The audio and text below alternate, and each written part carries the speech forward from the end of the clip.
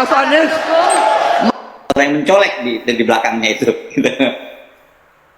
Justru colekan itu yang menerangkan bahwa Gibran itu tidak taat pada aturan. Kira-kira begitu. Ya. Kalau nggak ada yang nyolek, mungkin dianggap bahwa itu bagian dari skenario.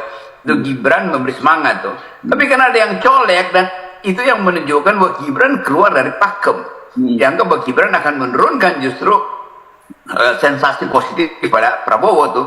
Kan Gibran dengan gaya yang tiba-tiba, kalau kita analisis itu ngapain itu, mengajak orang kasih tepuk tangan buat apa? Nanti orang anggap bahwa begitu direkayasa dong tepuk tangannya tuh. Jadi ini poin yang juga akan menjengkelkan Gerindra tuh, bahwa Gibran itu nggak ngerti bahwa debat itu biarkan semua kandidat itu mengucapkan secara maksimal tuh. Yang mestinya tepuk tangan itu penonton, bukan wakil presiden yang atau calon wakil presiden yang ada di situ kan. Jadi itu pasti akan dievaluasi, ya mungkin tadi malam langsung dievaluasi bahwa Gibran itu justru merosotkan Prabowo, itu bisa bikin jengkel Gerindra tuh.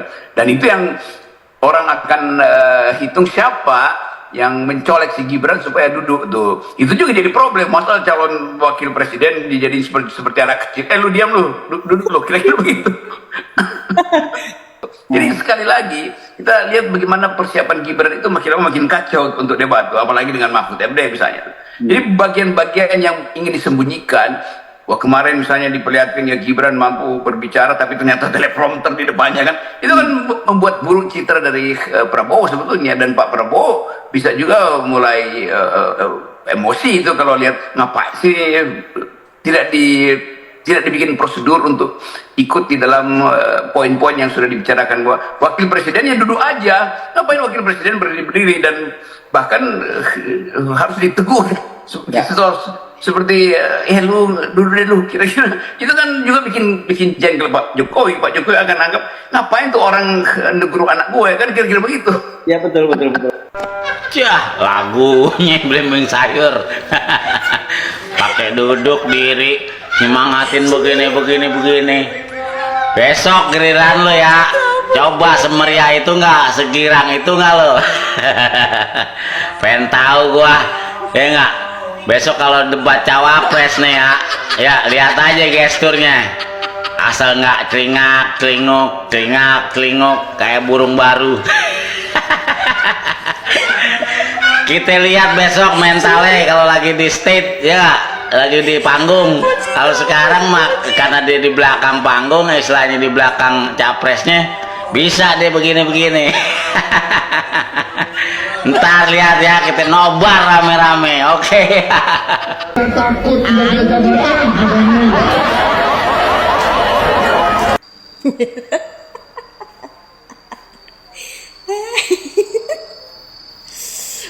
Peringatan, lain kali kalau mau ke acara kayak debat kayak gitu, itu kan khusus orang yang ya dewasa lah ya, yang bisa mengontrol emosinya, yang bisa beretika kayak gitu ya.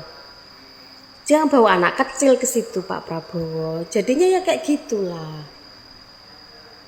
Ada anak kecil bersorak-sorak di situ biar kayak jadi tim cheerleaders. Ngapain juga tuh belimbing sayur loncat-loncat kayak gitu. Gimana ya, suatu negara udah capresnya kayak gitu, cawapresnya kayak gitu. Dia pikir dia lagi nonton voli di lapangan kampung gitu, bersorak-sorak kayak gitu. Ya ayo.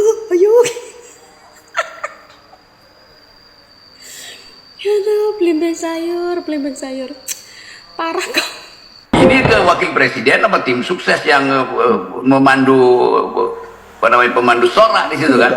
Jadi juga orang akhirnya lihat bahwa Pak Prabowo lagi tampil sebagai orang yang berupaya untuk memenangkan argumen, dan Gibran itu mestinya dia diam aja atau kasih sinyal tentang manggut-manggut supaya kalau disorot kamera dia kasih ekspresi tubuh positif pada Prabowo. Yang disorot kamera justru Gibran menyuruh orang untuk teriak-teriak, kan itu kan ya dungu namanya tuh.